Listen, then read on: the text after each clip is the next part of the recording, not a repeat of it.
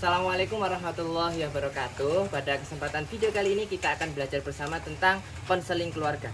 Konseling keluarga adalah upaya keluarga untuk mengatasi masalah yang ada dalam salah satu anggota keluarga.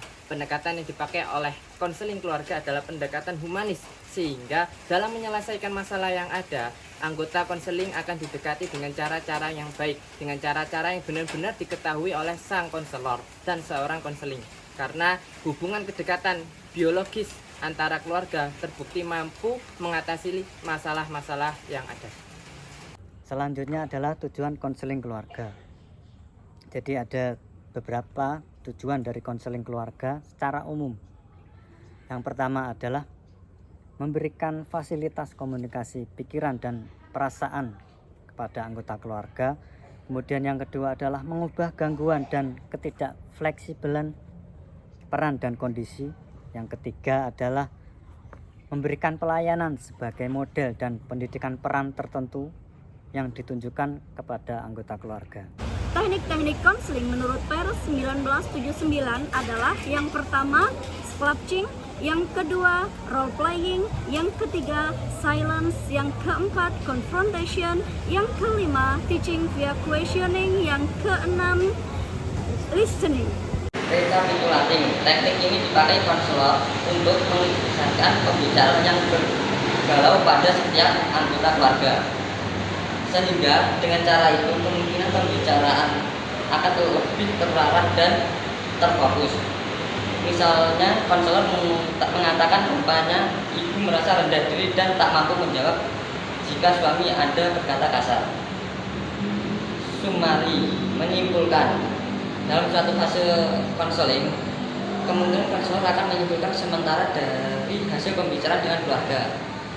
Agar konseling bisa berlanjut seperti progresif, klasifikasi menjernihkan adalah usaha konselor untuk memperjelas atau menjernihkan suatu pernyataan anggota keluarga karena terkesan samar-samar. Klarifikasi juga terjadi untuk memperjelas perasaan yang diungkap secara samar-samar. Reflection adalah secara konselor untuk merefleksikan perasaan yang dinyatakan, baik yang berbentuk kata-kata atau ekspresi. Konseling dapat digambarkan sebuah proses yang merupakan penyelesaian akhir dari solusi-solusi sementara untuk memberikan bantuan. Analisis kasus untuk mengumpulkan data dari berbagai macam sumber yang berfungsi untuk mengetahui kasus beserta gejala-gejala yang nampak. Sintesis yaitu rangkuman dari analisis data yang diperoleh untuk memperoleh suatu kesimpulan.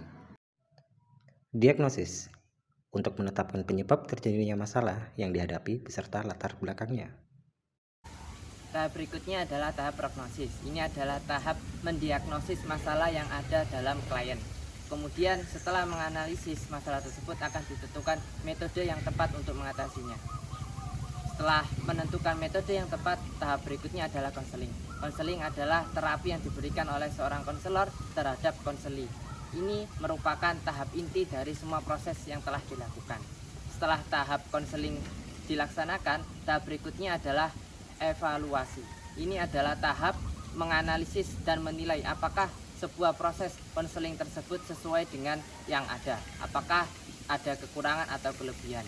Kemudian dari hasil tersebut dapat dijadikan pelajaran untuk menghasilkan konseling yang lebih baik di kemudian hari.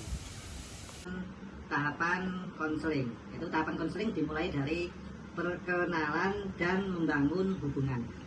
Ada pepatah yang mengatakan bahwa tak kenal maka tak sayang. Untuk itu kita sebagai pekerja sosial tentu harus mengenal klien yang kita hadapi, sehingga dengan mengenal lebih dekat klien akan terbuka terkait permasalahan yang dihadapi oleh klien tersebut. Kemudian yang kedua, menentukan dan mengidentifikasi masalah. Ini bisa dilewati atau kita jalani dengan melalui satu wawancara. Otomatis ada tahapan wawancara dengan klien yang kita hadapi. Kemudian bisa lewat observasi atau penelitian di lapangan. Berikutnya bisa melalui menggali masalah lebih dalam. Itu ya banyak cara dengan mendapatkan informasi yang didapat dari sumber-sumber lain yang kita peroleh di lapangan. Unsur-unsur konseling. Yang pertama, klien. Jadi unsur pertama ini adalah memiliki klien, orang yang membutuhkan bantuan. Konselor itu sendiri adalah orang yang memberikan bantuan. Yang ketiga, keterampilan ataupun skill. Dan yang keempat adalah konseling itu hendaknya dilakukan di suatu tempat khusus. Ya. Syarat-syarat menjadi seorang konselor harus memiliki 3 aspek. Yang pertama adalah aspek spiritual, di mana seorang konselor melakukan pendekatan agama yang tidak terlepas dari amar ma'ruf nahi mungkar, yaitu mengajak kebaikan dan mencegah kemungkaran. Yang kedua, aspek moralitas. Jadi seorang konselor itu diharapkan memiliki etika yang baik, memiliki sifat jujur, memiliki sifat kesabaran dan tanggung jawab yang besar. Kemudian yang ketiga adalah aspek pengetahuan dan keterampilan atau skill. Dan tahapan-tahapan konseling yang pertama adalah perkenalan dan membangun hubungan. Yang kedua adalah menentukan dan mengidentifikasi masalah. Yang ketiga adalah menentukan tujuan. Yang keempat adalah membuat program-program untuk mencapai tujuan. Yang kelima adalah mengakhiri dan menentukan konseling. Sekian materi yang bisa kami sampaikan. Apabila dalam penyampaian kata yang kurang berkenan, kami mohon maaf. Akhir kata, wassalamualaikum warahmatullahi wabarakatuh.